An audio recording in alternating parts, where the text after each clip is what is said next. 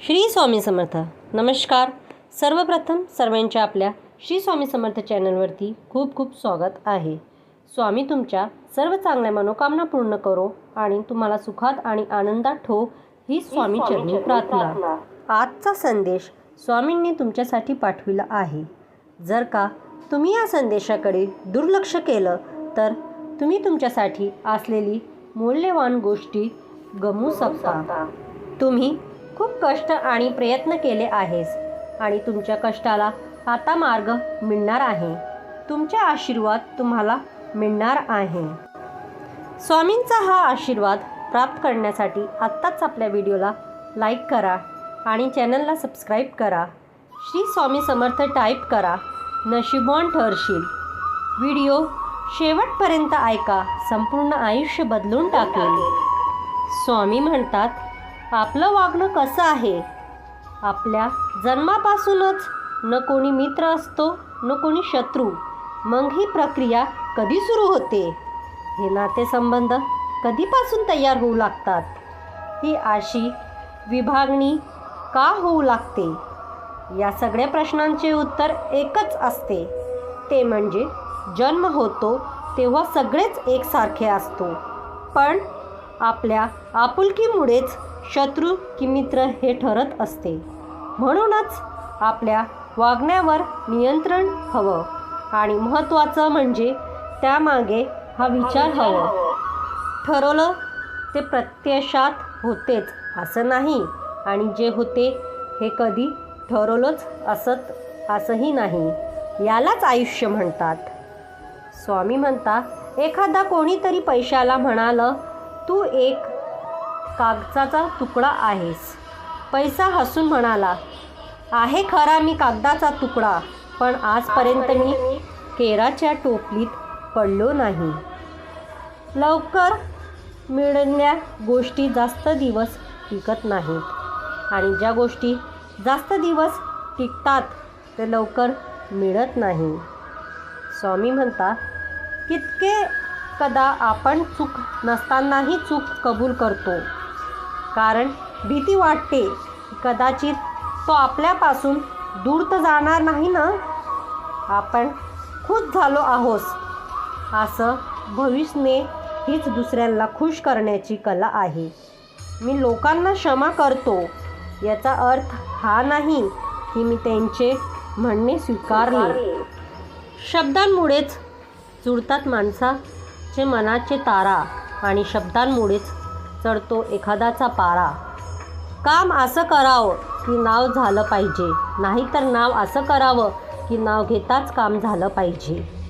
माणूस किती किमतीचे कपडे वापरतो यावरून त्याची किंमत होत नसते, परंतु इतरांची किती किंमत करतो यावरून त्याची किंमत ठरत असते.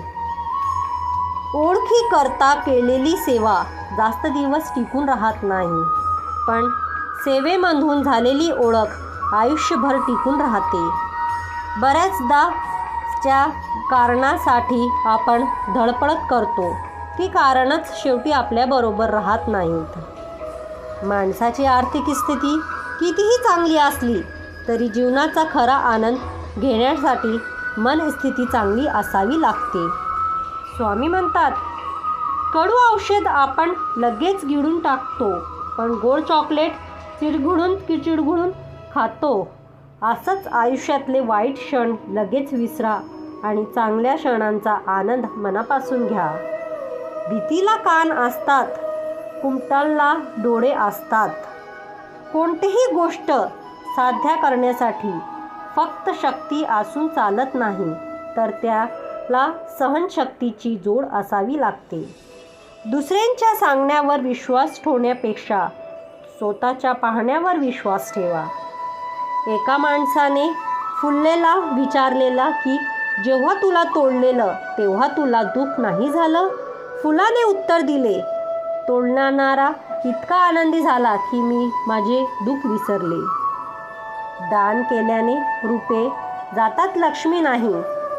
घडल्यात बंद पडल्यावर घड्याळ बंद होते, वेळ नाही. खोटं लपवल्याने खोटं लपते, पण सत्य नाही. समोरच्याकडून मिळालेले प्रेम आणि जिव्हाळ्याला हा निस्वार्थी असतोच असं नाही. स्वामी म्हणतात, प्रत्येकाला आपल्या आयुष्यात तेवढीच जागा द्या जेवढी तो देतो. नाहीतर एक तुम्हाला रडू येईल किंवा मग तो तुम्हाला रडवेल. सौंदर्य हे वस्तूत नसून पाहण्याच्या दृष्टीत असतो. स्वामींचे अनेक चमत्कार आपण ऐकले आहेत. त्यातून आपण आज एक चमत्काराची गोष्ट ऐकणार. ती गोष्ट म्हणजे वृद्ध स्त्रीच पुत्रप्राप्ती.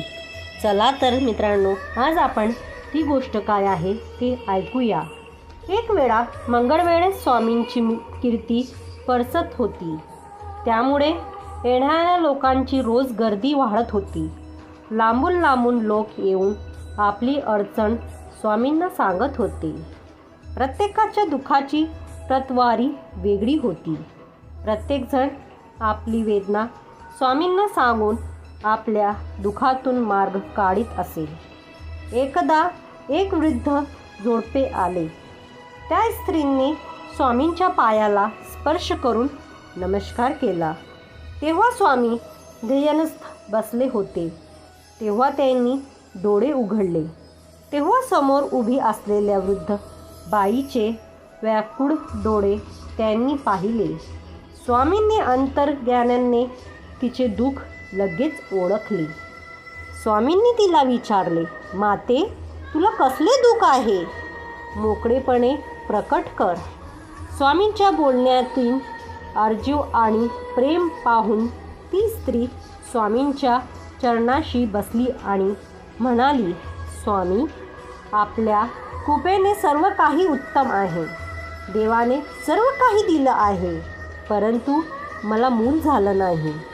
त्यासाठी गेली अनेक वर्ष आमचा जीव तडफडतो आहे. आयुष्य उतारव्याला लागले आहे. आता मूल होण्याची शक्यता संपुष्टात आली. आपली कृपा झाली तर आयुष्य धन्य झालं असते. खूप वेदाने प्राकृती दाखविली, व्रत केल्याने केली, नवस सायास केले, परंतु माझी कूस काही उजळली नाही. इतके बोलून ती स्त्री उदणके देऊन रडू लागली. स्वामींनी तिचा पाठीवरून हात फिरवला व तिला म्हणाले, माते, काळजी करू नकोस, श्री दत्तात्रयावर विश्वास ठेव. असे म्हणून स्वामींनी तिच्या कपाळावर भस्म लावले.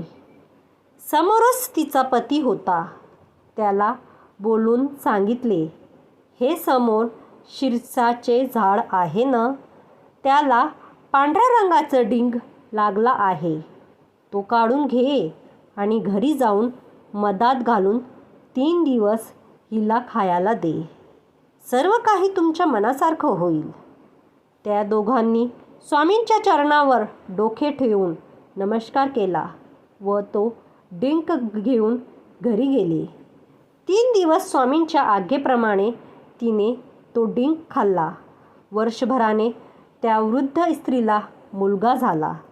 त्या मुलाला घेऊन त्यांनी महाराजांच्या चरणावर घालून त्यांचा आशीर्वाद घेतला व पतीसह ती आनंदाने राहू लागली.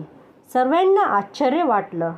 मित्रांनो, ह्या कहाणीतून, ह्या चमत्कारी गोष्टीतून आपल्याला हे शिकवण मिळते आहेत की संत कृपा झाली की अशक्य गोष्ट शक्य होण्यास वेळ लागत नाही. श्री स्वामी समर्थ. मित्रांनो, कमेंट बॉक्समध्ये स्वामींचा जयघोष